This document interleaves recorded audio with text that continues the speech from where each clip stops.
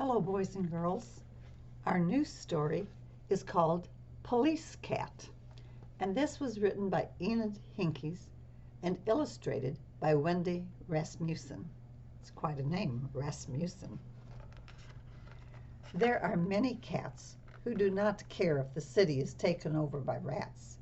At night, when the rats come out, you will find those cats in warm houses, sleeping on pillows and eating food that comes out of little cans, or hanging out in alleys, meowing and keeping everyone awake.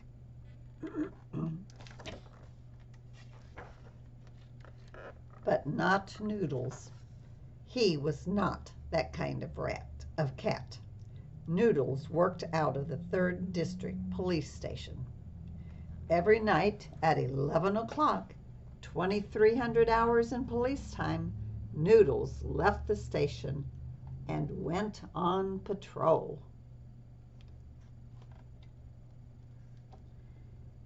He chased away the rats who hung around the garbage cans.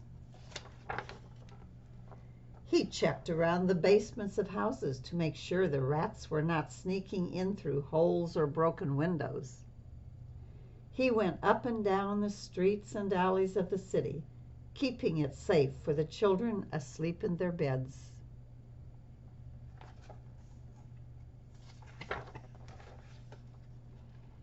Every morning when Noodles returned to the police station, he walked past a police car called the K9 Cruiser, where Truman the police dog sat. Truman jumped up and down and barked. He was always trying to get out of the car to chase Noodles. Noodles did not pay any attention to the ill-mannered dog. No dignity, he thought, and useless. He probably never caught a rat in his life. Police dogs are nothing but squirrel chasers.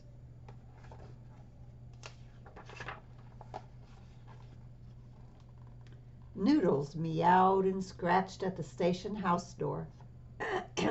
Sergeant Bowser, the desk sergeant, let him in.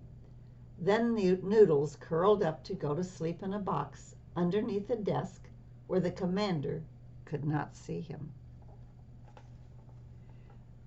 "Unauthorized," shouted the commander whenever he caught Noodles inside the station. Then he would order the officers to throw Noodles out. Because even though Noodles was the best rat chaser in the city, he was not an official member of the Metropolitan Police Department. The police department had K9 units for dogs. They even got special police cars and collars, but nothing for cats. Not that any self-respecting cat would wear a collar anyway.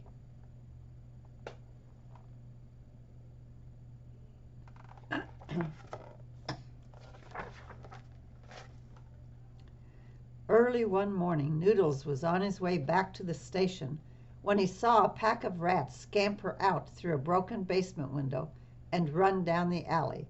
Mischief is afoot, he thought. Noodles climbed through the broken window into the basement. He smelled smoke. He saw flames in one corner. The rats had chewed a wire and started a fire. Noodles had to warn the people in the house.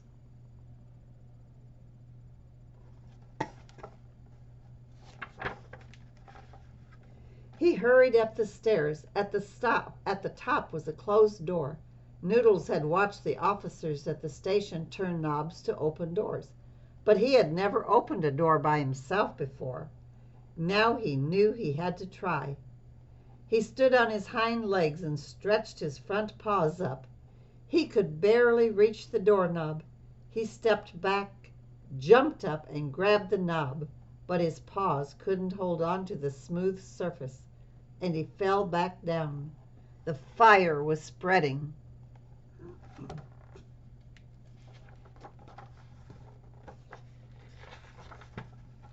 He tried again, jumping and grabbing the doorknob. This time he placed his feet on the door and hung on, twisting and turning as hard as he could. The door opened.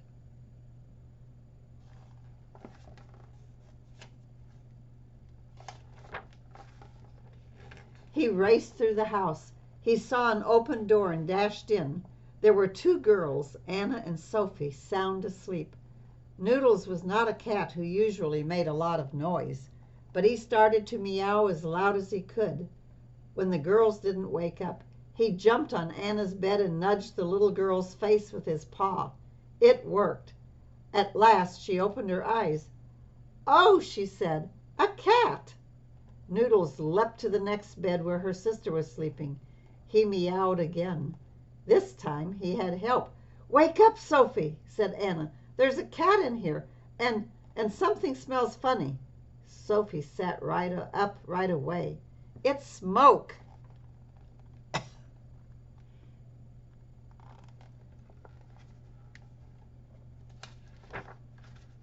The girls ran to wake their mom and dad. There was no time to call 911. Everyone rushed out of the burning house, with Noodles leading the way. They were safe. The K9 car was coming down the street. Sophie and Anna's parents flagged it down. "Our house is on fire," their dad shouted. The officer in the car called for help. The fire engine soon pulled up, followed by more police cars and a television camera truck. Noodles saw that his work was done. It had been a long night, and he was looking forward to curling up in his box under the desk at the station. As he walked by the K9 car, Truman leapt out and barked at him. No dignity, thought Noodles, and useless. Truman kept barking even after Noodles was out of sight. He barked so loudly that the firemen could barely hear the fire chief's orders. Everyone looked at Truman. "He must be the dog that woke the family up," a reporter shouted. "I thought it was a cat that saved them," another reporter said.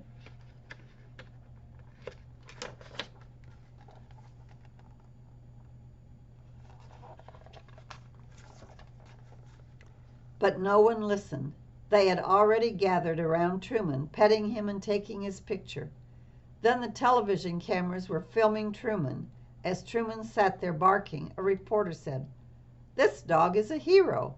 Like the hard-working and dedicated member of the police force that he is, he discovered the fire and saved our lives." Not quite right, is it?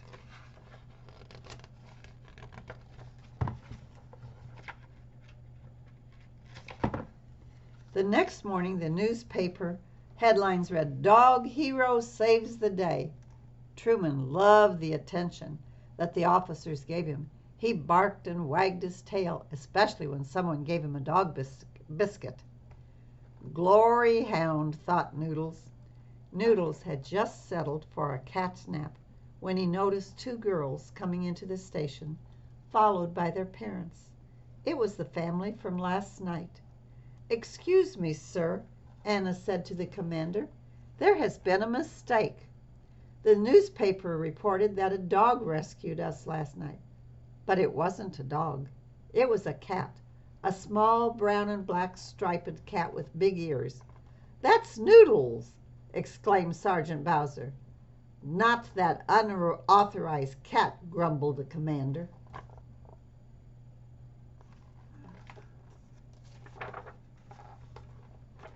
That afternoon, the chief of police, and television and newspaper reporters arrived.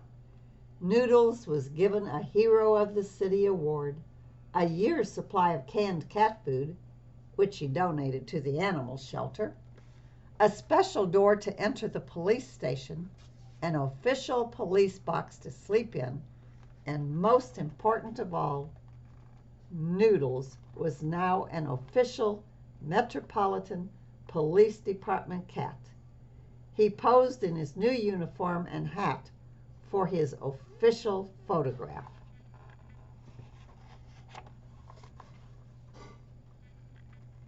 After everyone left, he took off his uniform. A cat can't chase rats with a tie on. He kept the hat on so he could show off to Truman, but he lost it that night while answering a 911 call with his fellow officers. That was okay. He was a Metropolitan Police cat, and he had a job to do.